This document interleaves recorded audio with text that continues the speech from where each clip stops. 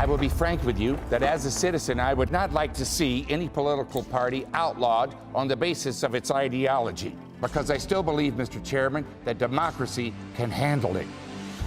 I was a brand new KGB officer, given my first intelligence assignment, a certain actor and union leader. What is one thing that you learned from stepping into the shoes of one of the most well-known U.S. presidents in history, and what did you learn from him in the process of making this film?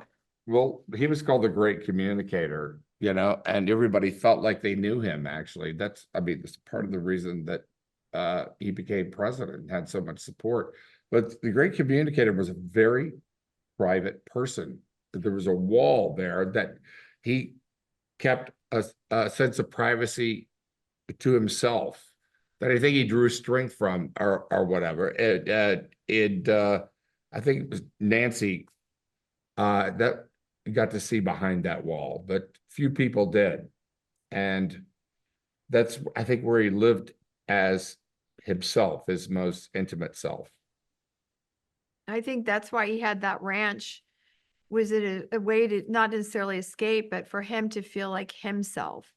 And Nancy lovingly would live at the ranch with him, even though it was teeny. But they lived very modest lives, actually. It's not what people expect. But that's what I think is cool about the movie. It's not what we're used to seeing. It's a human story about these people and what helped them to become what they became, and so iconic. Well, I've learned quite a little bit because I've done some research, and then the script was very helpful, and it was longer than it's been pared down to what we have now. We had a very long film at one point, but I think I learned why he had this his view of the Soviet Union came very early in his life with a visit from somebody from Russia who visited the house and reported on some of the terrors that he had experienced. So I learned a lot of little things about it, but I had been acquainted with Ronald Reagan because I lived during that time. And I think that Dennis and Penelope Ann Miller did a wonderful job in recreating their relationship. It was quite beautiful. So it's a love story, really. And on top of being, the story of his rise to the presidency and his decisions. I'm curious, Ron. What would you say is the issue of our time? No question about it. Communism and the Soviet Union. Get in the game. Run for office. It's you! I'm running for governor, and I would like your vote. I forgot your name. Do his initials help, or R? Honey, Roy Rogers is here! And he's running for governor! You stepped into the shoes of also one of the most well-known first ladies in the U.S. history. What did you learn from her in the process of making this film?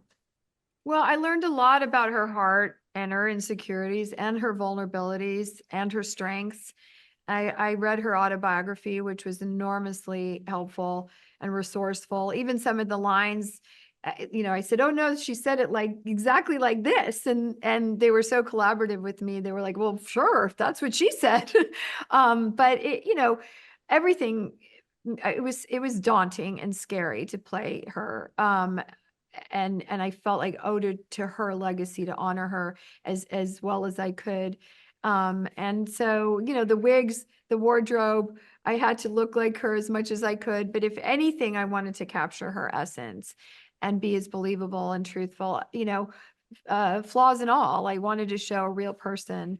And playing opposite Dennis, who did an amazing job as Ronald Reagan, was just, I think we just had a great rapport and chemistry, and the love story is such a big part of this film, and is the heart of the film, that was really important that we get this right. What is one thing you want audiences to walk away with after watching the film, given that we are in an election year? Oh, well, I just think it's good to see a portrait of this wasn't, by the way, this movie should have been out a year and a half ago, but we hit COVID and it slowed everything down. And then we had an actors, the strike, and that made it impossible to do certain things.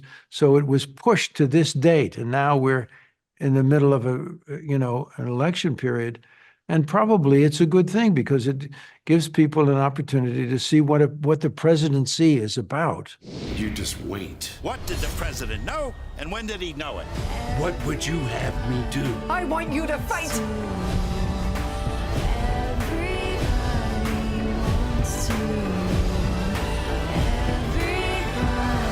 Mr. Gorbachev, tear down this wall. Wants to rule the world.